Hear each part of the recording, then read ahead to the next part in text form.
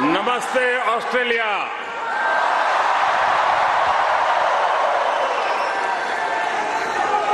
Australia के प्रधानमंत्री और मेरे प्रिय मित्र his excellency Albanese,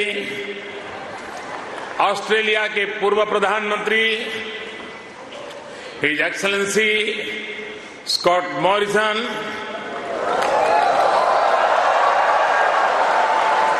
new South Wales के premier Chris mince,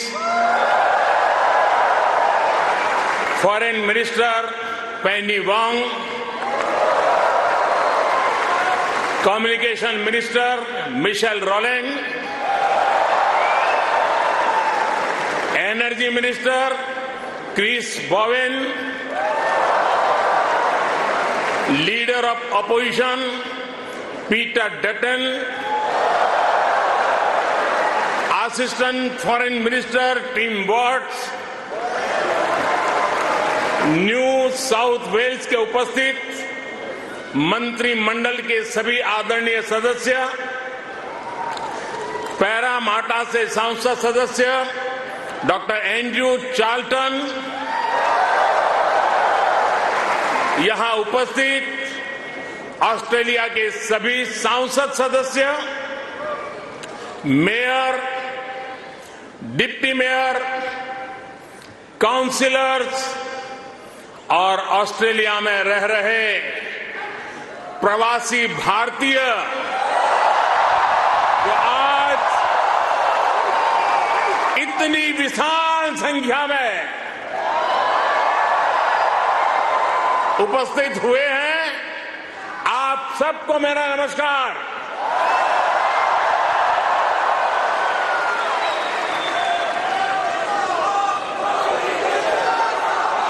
First of all, I acknowledge the traditional custodians of the land that we are meeting here on today.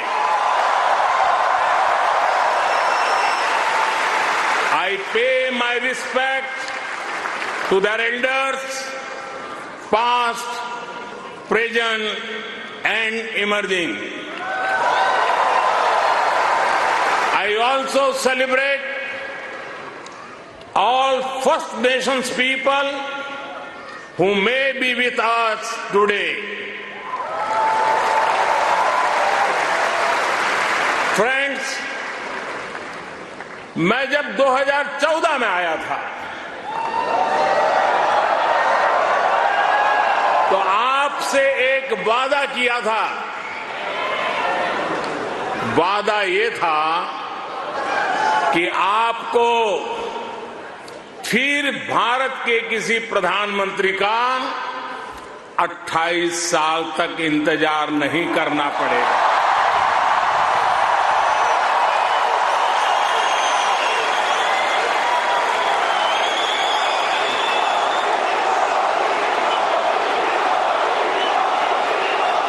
तो लीजिए, यहां सिडनी में इस ऐना में मैं फिर हाजिर हूं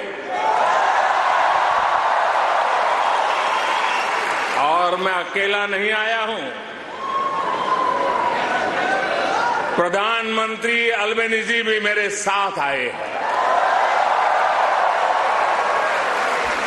मिस्टर प्राइम मिनिस्टर, अपने बहुत व्यस्त कार्यक्रम में से हम सभी के लिए आपने समय निकाला है। ये हम भारतीयों के प्रति आपके स्नेह को दर्शाता है। आपने जो अभी कहा वो दिखाता है कि ऑस्ट्रेलिया के मन में भारत के प्रति कितना प्रेम है। इसी वर्ष मुझे प्रधानमंत्री जी का भारत की धरती पर अहमदाबाद में स्वागत करने का अवसर मिला था।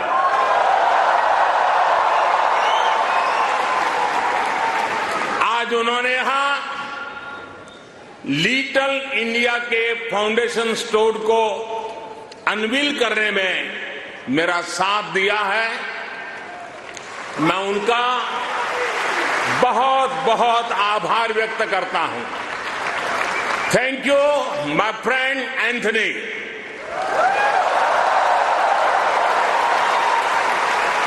ये लिटिल इंडिया ऑस्ट्रेलिया के विकास में भारतीय समुदाय के योगदान का भी एक रिकॉग्निशन है। मैं न्यू साउथ वेल्स के प्रीमियर, पैरामाटा शहर के मेयर, डिप्टी मेयर और काउंसिलर्स को इस विशेष सम्मान के लिए धन्यवाद देना चाहता हूं। साथियों, मुझे खुशी है कि न्यू साउथ वेल्स में प्रवासी भारतीय समुदाय से कई लोग सार्वजनिक जीवन में सक्रिय भागीदारी कर रहे हैं, अपनी पहचान बना रहे हैं। वर्तमान न्यू साउथ वेल्स की सरकार में डिप्टी प्रीमियर, प्रूकार, ट्रेजरर डेनियल मुखी बड़ा कंट्रीब्यूशन कर रहे हैं। और कल ही भाई समीर पांडे पैरामाटा के लॉर्ड मेयर चुने गए हैं। मैं सबका अभिनंदन करता हूं, बहुत बहुत बधाई देता हूं। साथियों, आज जब पैरामाटा में यह सब हो रहा है, तभी ये जानकारी भी आई है कि पश्चिमी ऑस्ट्रेलिया के पर्थ शहर में भारतीय सैनिक नयन सिंह सैलानी के नाम पर सैलानी एवेन्यू बनाया गया है।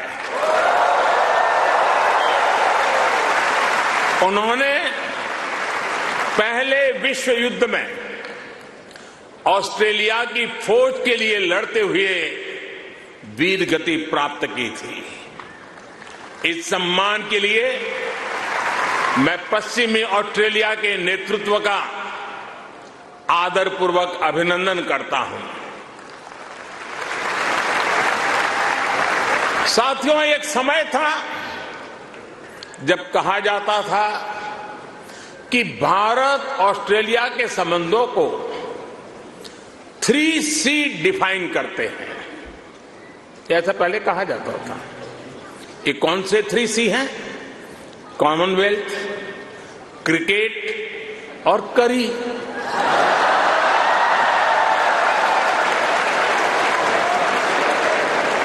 इसके बाद कहा गया कि भारत ऑस्ट्रेलिया के संबंध 3D पर आधारित है। डेमोक्रेसी, डायस्पोरा और दोस्ती। कुछ लोगों ने यह भी कहा कि भारत ऑस्ट्रेलिया के संबंध 3E पर आधारित है। एनर्जी, इकोनॉमी और एजुकेशन। यानी कभी C, कभी D, कभी E। अलग अलग कालखंड में ये बात संभवतः सही भी रही है, लेकिन भारत और ऑस्ट्रेलिया के ऐतिहासिक संबंधों का विस्तार इससे कहीं ज्यादा बड़ा है। और जानते हैं, इन सारे संबंधों का सबसे बड़ा आधार क्या है? जानते हैं?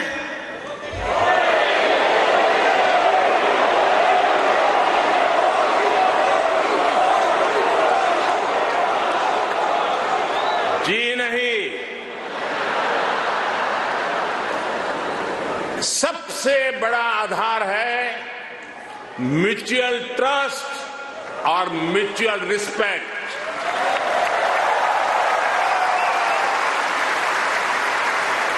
ये म्यूचुअल ट्रस्ट और म्यूचुअल रिस्पेक्ट सिर्फ भारत ऑस्ट्रेलिया के डिप्लोमेटिक रिश्तों से विकसित नहीं हुआ है।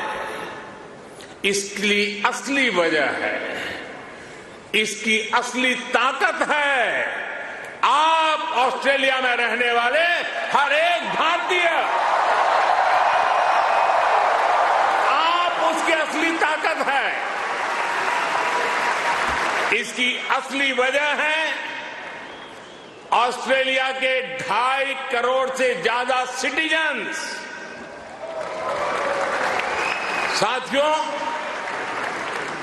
हमारे बीच भौगोलिक दूरी जरूर है, लेकिन हिंद महासागर हमें आपस में जोड़ता है।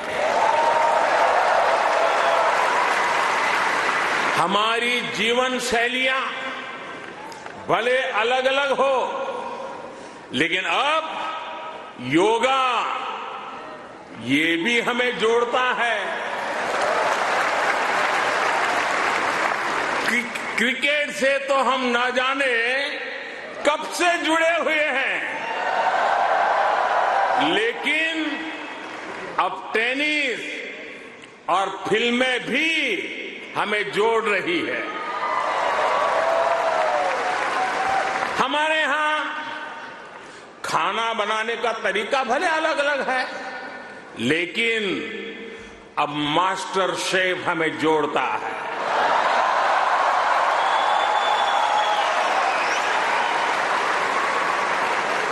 हमारे यहां पर्व त्योहार भले अलग अलग मनाए जाते हैं, लेकिन हम जुड़े हुए हैं दिवाली की रौनक से,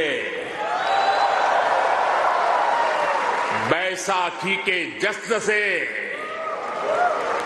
हमारे यहां भाषाएं भले अलग अलग बोली जाती हो, लेकिन हम जुड़े हुए हैं मलयालम, तमिल, तेलुगु, पंजाबी, हिंदी भाषाएं पढ़ाने वाले इतने सारे स्कूलों से। साथियों, ऑस्ट्रेलिया के लोग, यहां के निवासी इतने विशाल हृदय के हैं, दिल के इतने अच्छे और सच्चे हैं कि भारत की इस विविधता को खुले दिल से स्वीकारते हैं।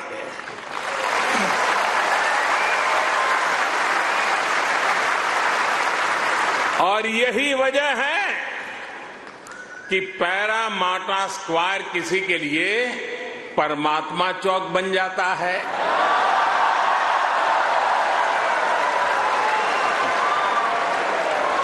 विक्रम स्ट्रीट भी विक्रम स्ट्रीट के रूप में मशहूर हो जाती है, और हैरिस पार्क कई लोगों के लिए हरीश पार्क हो जाता है।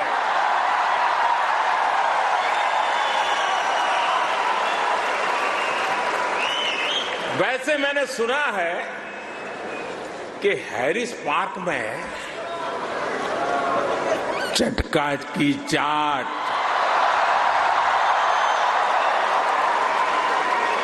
जयपुर स्वीट्स की जलेबी, उसका तो कोई जवाब ही नहीं है। मेरी आप सबसे रिक्वेस्ट है, आप लोग कभी मेरे मित्र पीएम एल्बेनीज़ी को भी वहां जरूर ले जाइएगा। और साथियों, जब खाने की बात चली है और चाट की बात चली है, तो लखनऊ का नाम आना भी स्वाभाविक ही है। मैंने सुना है सिडनी के पास लखनऊ नाम की जगह भी है, लेकिन मुझे पता नहीं वहां भी चाट मिलती है क्या। अच्छा, यहां भी तो शायद दिल्ली के पास वाले लखनऊ के लोग होंगे ही होंगे, है क्या? वाह, वाकई Delhi street, Bombay street, Kashmir Avenue, Malabar Avenue जैसी कितनी ही सड़कें यहां ऑस्ट्रेलिया में आपको भारत से जोड़े रखती है। मुझे बताया गया कि अब तो ग्रेटर सिडनी में इंडिया परेड भी शुरू होने जा रही है। मुझे जानकर भी बहुत अच्छा लगा कि हां, आप सबने आजादी का अमृत महोत्सव भी बहुत धूमधाम से मनाया है। यहां की कई सारी सिटी काउंसिल में बहुत सारे कार्यक्रम किए गए। सिडनी ओपेरा हाउस जब तिरंगे की रोशनी से सराबोर हुआ तो यहां हर भारतीय का दिल खुश हो गया। हिंदुस्तान में भी जय जयकार हो रहा था। और इसके लिए मैं न्यू साउथ वेल्स गवर्नमेंट का विशेष तौर पर आभार व्यक्त करता हूं। साथियों, हमारे क्रिकेट के रिश्तों को भी 75 वर्ष पूरे हो गए हैं। क्रिकेट की फील्ड पर मुकाबला जितना रोचक होता है, उतनी ही गहरी ऑफ द फील्ड हमारी दोस्ती है। इस बार तो ऑस्ट्रेलिया की अनेक विमेन क्रिकेट प्लेयर भी पहली बार भारत में आईपीएल खेलने आई थी।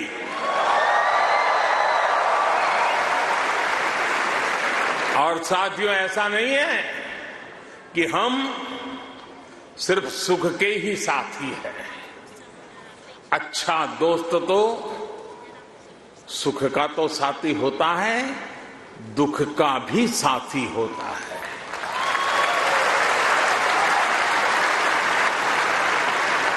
पिछले साल जब महान शेन वॉर्न का निधन हुआ तो ऑस्ट्रेलिया के साथ कोटि कोटि भारतीयों ने भी शोक मनाया।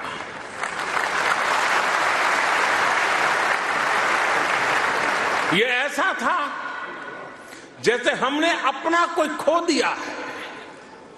साथियों, आप सभी यहां ऑस्ट्रेलिया में हैं, यहां के विकास को देख रहे हैं। आप सभी का एक सपना रहा है कि हमारा भारत भी विकसित राष्ट्र बने।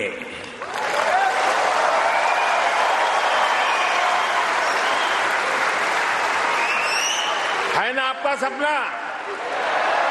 है ना आपका सपना? है ना आपका सपना? जो सपना आपके दिल में है, वो सपना मेरे दिल में भी है। ये मेरा भी सपना है। 140 करोड़ भारतीयों का सपना है। साथियों, भारत के पास सामर्थ्य की कमी नहीं है।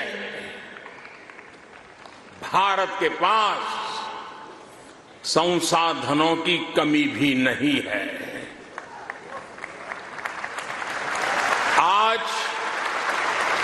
दुनिया की सबसे बड़ी और सबसे युवा टैलेंट फैक्ट्री जिस देश में है, वो है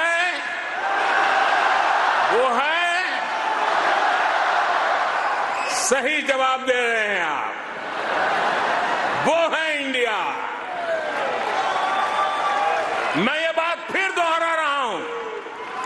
आज दुनिया की सबसे बड़ी और सबसे युवा टैलेंट फैक्ट्री जिस देश में है वो है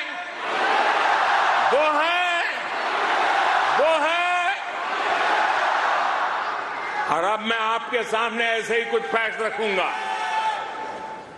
और आपसे सही उत्तर जानना चाहूंगा। ठीक है? रेडी? कोरोना की इस ग्लोबल पैंडेमिक में जिस देश ने दुनिया का सबसे तेज वैक्सीनेशन प्रोग्राम चलाया, वो देश है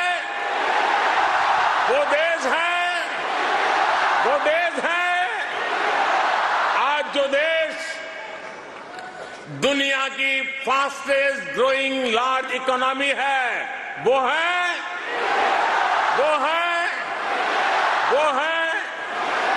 आज जो देश दुनिया में नंबर 1 स्मार्टफोन डेटा कंज्यूमर है वो देश है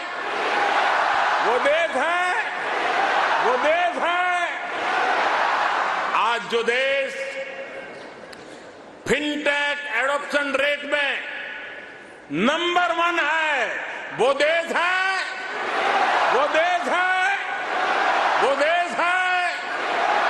आज जो देश मिल्क प्रोडक्शन के मामले में दुनिया में नंबर 1 है वो देश है आज जो देश इंटरनेट यूजर्स की संख्या में दुनिया में नंबर 2 पर है वो है आज जो देश दुनिया का सेकंड लार्जेस्ट मोबाइल मैन्युफैक्चरर है वो देश है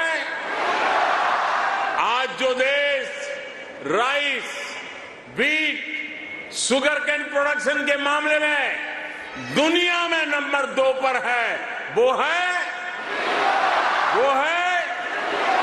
आज जो देश फ्रूट और वेजिटेबल प्रोडक्शन में दुनिया में नंबर 2 पर है वो है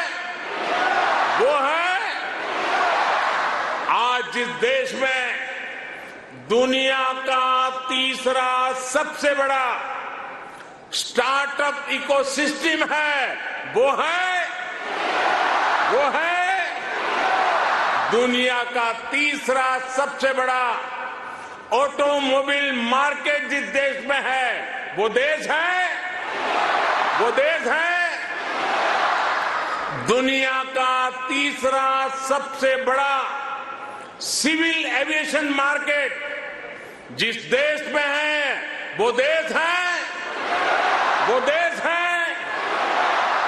और अब जो देश अगले 25 साल में विकसित होने के लक्ष्य के साथ आगे बढ़ रहा है वो देश है साथियों, आज IMF भारत को ग्लोबल इकोनॉमी का ब्राइट स्पॉट मानता है। वर्ल्ड बैंक का विश्वास है कि ग्लोबल हेडविंड्स को अगर कोई चुनौती दे रहा है तो वो भारत है। आज दुनिया के कई देशों में बैंकिंग सिस्टम पर संकट है, लेकिन दूसरी तरफ भारत के बैंकों की मजबूती की आज चारों तरफ प्रशंसा हो रही है। दुनिया में 100 साल में आए सबसे बड़े संकट के बीच भारत ने बीते वर्ष रिकॉर्ड एक्सपोर्ट किया है। आज हमारा फॉरेक्स रिजर्व नई बुलंदियां छू रहा है। फ्रेंड्स, भारत ग्लोबल गुड के लिए कैसे काम कर रहा है, इसका उदाहरण हमारा डिजिटल स्टैक है। आप सभी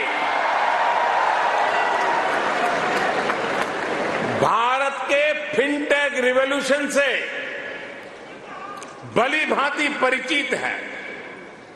आपको याद होगा, जब मैं 2014 में यहां आया था, तब मैंने आपसे एक सपना साझा किया था।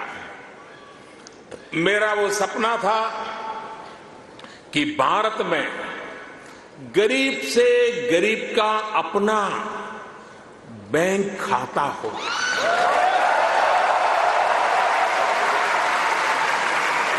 आपको गर्व होगा दोस्तों, आपको गर्व होगा कि पिछले 9 वर्ष में हमने करीब 50 करोड़ भारतीयों के यानी करीब 500 मिलियन बैंक अकाउंट खोले हैं।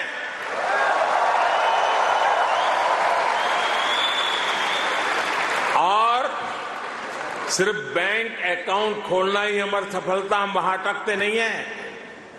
इसने भारत में पब्लिक सर्विस डिलीवरी के पूरे इकोसिस्टम को ट्रांसफॉर्म कर दिया। हमने Jan Dhan bank account, mobile phone और आधार आईडी की एक जैम ट्रिनिटी, JAM ट्रिनिटी बनाई है। आप सोचिए, इसे एक क्लिक पर करोड़ों करोड़ों देशवासियों तक डायरेक्ट बेनिफिट ट्रांसफर DBT संभव हुआ। और आपको और खुशी होगी, बीते 9 वर्षों में, यह आंकड़ा भी आपको बहुत आनंद देगा, बीते 9 वर्षों में 28 लाख करोड़ रुपए यानी 500 बिलियन ऑस्ट्रेलियन डॉलर से भी ज्यादा सीधे जरूरतमंदों के बैंक अकाउंट में भेजे गए।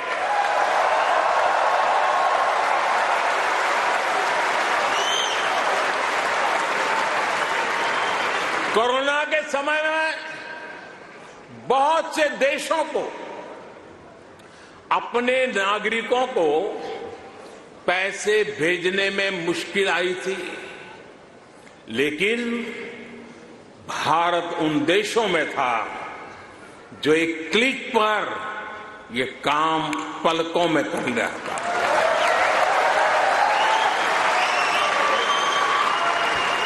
यूनिवर्सल पब्लिक इंटरफेस यानी UPI ने भारत में फाइनेंशियल इंक्लूजन को नई ऊंचाई पर पहुंचा दिया है। आज दुनिया के 40% रियल टाइम डिजिटल पेमेंट्स अकेले भारत में होते हैं।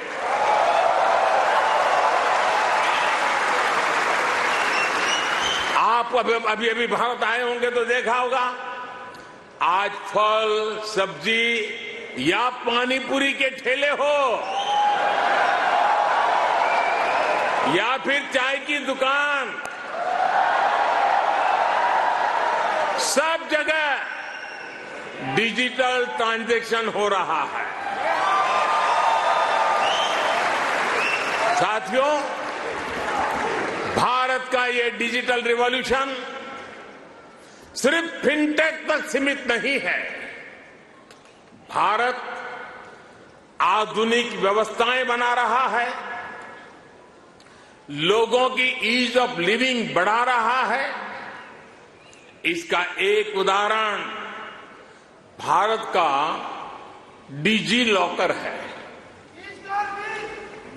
इसमें ड्राइविंग लाइसेंस से लेकर डिग्री और प्रॉपर्टी के पेपर्स तक जो भी सरकार इश्यू करती है वो इस डिजिटल लॉकर में जनरेट होते हैं। करीब सैकड़ों तरह के डॉक्यूमेंट्स डिजिटल लॉकर में रिफ्लेक्ट होते हैं। आपको फिजिकल कॉपी स्टोर करने की जरूरत नहीं है, बस एक पासवर्ड काफी है। और इससे 15 करोड़ से ज्यादा यानी 150 मिलियन से भी ज्यादा भारतीय जुड़ चुके हैं। इस तरह के कितने ही डिजिटल प्लेटफॉर्म आज हर भारतीय को पावरफुल बना रहे हैं, ताकतवर बना रहे हैं। साथियों, आज भारत के हर कदम, हर उपलब्धियों के बारे में दुनिया जानना चाहती है। आज की दुनिया जिस वर्ल्ड ऑर्डर की तरफ जा रही है, जिन संभावनाओं को तलाश रही है, उसमें ये स्वाभाविक भी है। भारत हजारों वर्षों की जीवंत सभ्यता है। भारत मदर ऑफ डेमोक्रेसी है।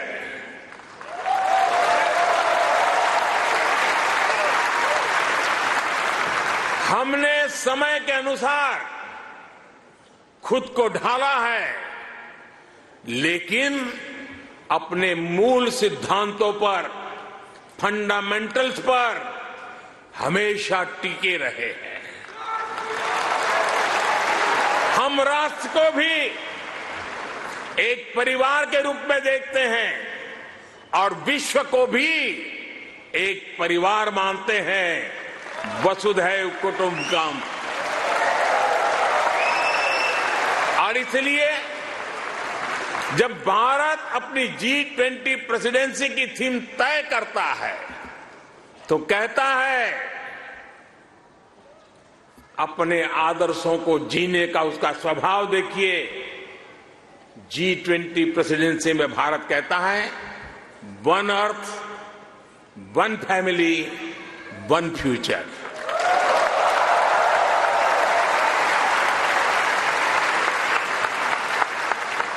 जब भारत पर्यावरण की रक्षा के लिए सोलर एनर्जी के बड़े लक्ष्य तय करता है तो कहता है वन सन, one world, one grid.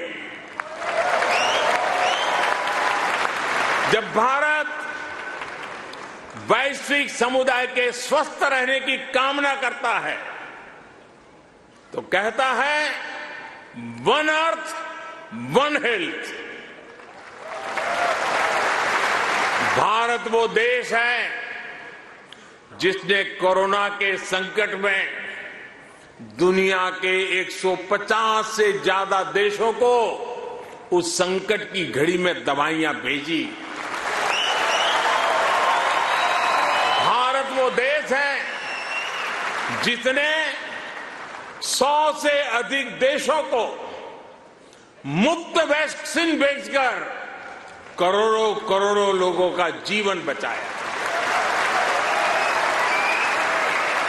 Corona के समय में आपने भी यहां जिस सेवा भावना से काम किया वही हमारी संस्कृति की विशेषता है। आज शहीदों के सरताज पंचम सिख गुरु श्री गुरु अर्जुन देव जी का शहीदी पर्व है। हमें गुरु जी के जीवन से सभी की सेवा करने शिक्षा मिलती है। गुरु अर्जुन देव जी ने ही दसंध प्रणाली शुरू की थी। इसी प्रेरणा से कोरोना के दौरान भी कितने ही गुरुद्वारों के लंगर ने यहां लोगों की मदद की। इसी दौर में कितने ही मंदिरों की रसोई यहां पीड़ितों के लिए खुल गई। ऑस्ट्रेलिया में रहकर पढ़ाई कर रहे स्टूडेंट्स भी बड़ी संख्या में लोगों की मदद के लिए आगे आए। विभिन्न सामाजिक संगठनों ने भी इस दौरान बहुत लोगों की मदद की। भारतीय कहीं भी रहे, एक मानवीय भाव उनमें समाहित रहता है। साथियों, मानवता के हित में ऐसे ही कार्यों के कारण आज भारत को फोर्स ऑफ ग्लोबल गुड कहा जा रहा है। जहां कहीं भी कोई आपदा होती है, भारत मदद के लिए तैयार मिलता है। जब भी कोई संकट आता है, भारत समाधान के लिए तत्पर रहता है। आज चाहे इंटरनेशनल सोलर अलायंस के द्वारा सौर ऊर्जा का उपयोग बढ़ाना हो, चाहे आपसी सहयोग के माध्यम से डिजास्टर रिजिलिएंट इंफ्रास्ट्रक्चर तैयार करना हो, चाहे इंटरनेशनल बिग कैट अलायंस को नेतृत्व देना हो, भारत ने हमेशा अलग अलग देशों को एकजुट करने के लिए एक बाइंडिंग फोर्स की तरह काम किया है। अभी अभी जब तुर्की में भूकंप ने तबाही मचाई, तब भारत ने ऑपरेशन दोस्त के द्वारा मदद का हाथ बढ़ाया। भारत अपने हितों को सबके हितों से जोड़कर देखता है। सबका साथ, सबका विकास, सबका विश्वास और सबका प्रयास, ये हमारी डोमेस्टिक गवर्नेंस का भी आधार है और ग्लोबल गवर्नेंस के लिए भी यही विजन है। साथियों, आज भारत और ऑस्ट्रेलिया के बीच स्ट्रेटेजिक पार्टनरशिप निरंतर गहरी हो रही है। हाल में ही हमने इकोनॉमिक कोऑपरेशन और ट्रेड एग्रीमेंट ECTA एकता साइन किया है। अनुमान है इससे दोनों के बीच ट्रेड अगले 5 वर्ष में 2 गुने से अधिक हो जाएगा। अब हम कॉम्प्रिहेंसिव इकोनॉमिक कोऑपरेशन एग्रीमेंट पर काम कर रहे हैं। हम रिजिलिएंट और रिलायबल सप्लाई चेन्स का निर्माण कर रहे हैं। इससे दोनों देशों के बिजनेस को बल मिलेगा ही, दुनिया को भी नया विश्वास मिलेगा। आज भारत और ऑस्ट्रेलिया के बीच कई डायरेक्ट फ्लाइट्स हैं। बीते वर्षों में फ्लाइट्स की संख्या बढ़ी है। आने वाले दिनों में इनकी संख्या और बढ़ेगी।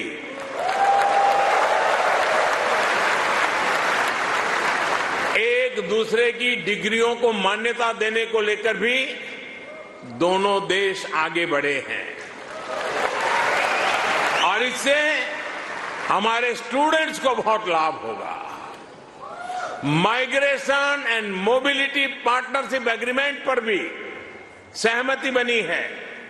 इससे हमारे स्किल्ड प्रोफेशनल्स के लिए ऑस्ट्रेलिया आना और यहां काम करना आसान होगा।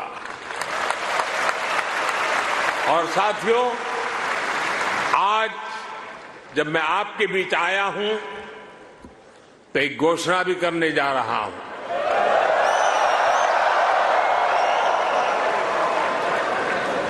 ब्रिस्बेन में भारतीय समुदाय की बहुत समय से जो मांग थी, अब उसे पूरा किया जाएगा। जल्द ही ब्रिस्बेन में भारत का एक नया कॉन्सुलेट खोला जाएगा।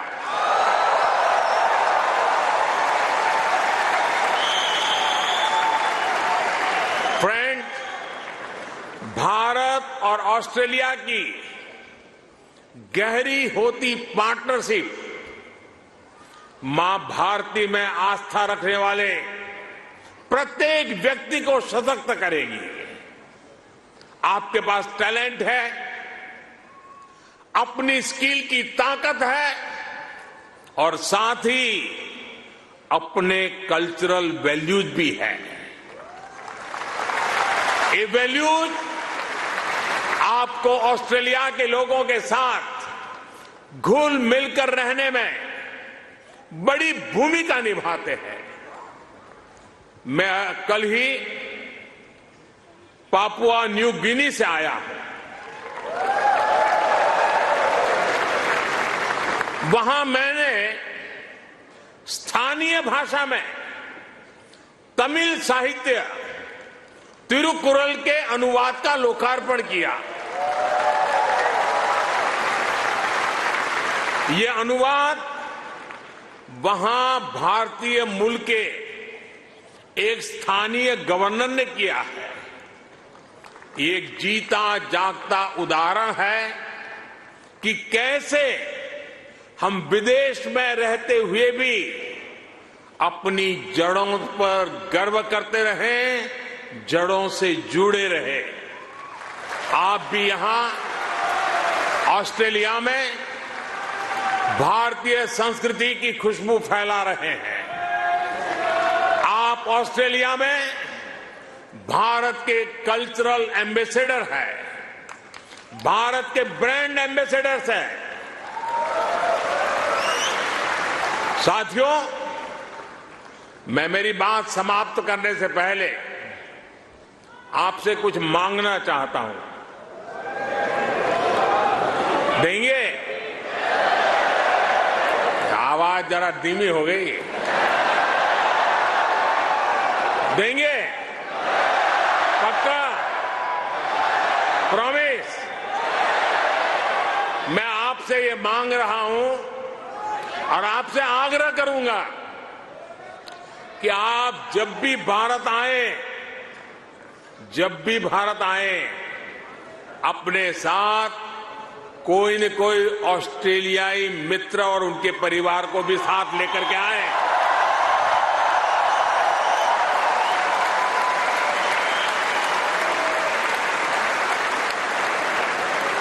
इससे उन्हें भारत को समझने का, जानने का और ज्यादा बेहतर मौका मिलेगा।